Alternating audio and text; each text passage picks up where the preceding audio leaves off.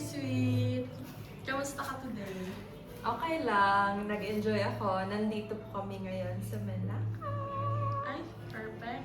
So, Ate Sweet, may mga ilang katanungan lang ako about sa group natin sa Palo, okay? This is just like an interview para may look back tayo in the past. So, first question, what do you think each person in this group brings that makes us complete? For me is each and everyone has a unique personality, and for me those personality is not toxic based on my own standard.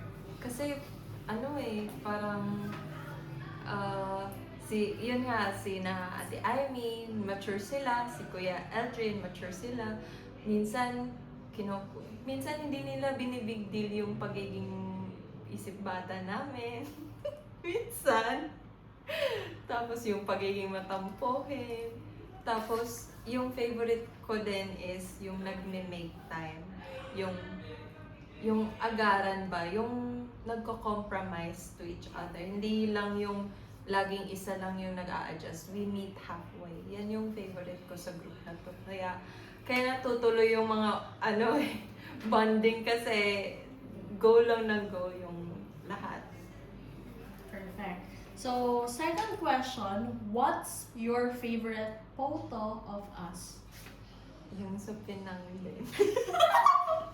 Yung sa birthday ko, as in memorable din. Pero maraming memorable actually. Yung memorable din yung sa Sunway, yung nag-bonding tayo sa Sunway. Tapos yung sa birthday din ni Ate Amy, sa Genting. Marami tayong memorable. Pero kasi sa birthday mo yung kompleto eh. Oo, Yung yung slide. sa Penang kasi yun yung kompleto kaming lahat. So, yun yung parang favorite ko din. Okay, number 3. What was the moment you felt like these are my people? Hindi ko maalala siguro kung kailan talaga exactly, but nung na-realize kong napaka-genuine nila. I mean, sila, yung willing silang mag-help without thinking twice. I mean, as a friend. Not only as a friend, but as a family na din. Parang we treat each other as a family. Yan yung gusto ko din. Okay. So, number 4. What do you think makes our group different from other friends? Or other group of friends? What I think is that yung lahat ng pinag-uusapan namin, mostly, is hindi about sa ibang tao.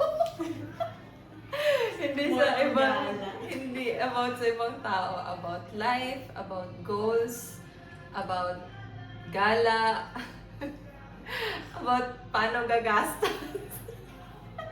Kasi magastos ang grupong to.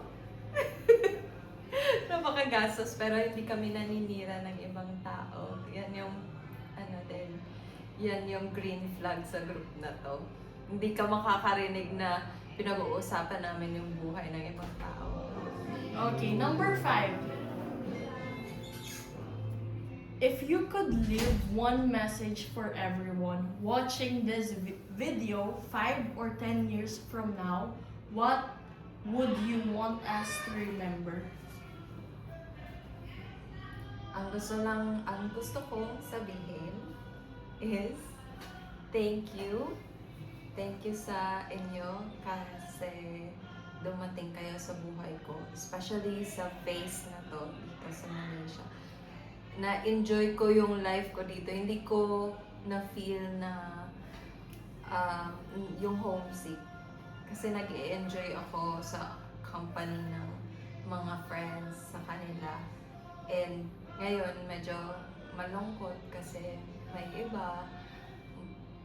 I mean, mafe-feel ko na maghihiwa-hiwalay na. And I know, ito lahat magiging memories na din. But still,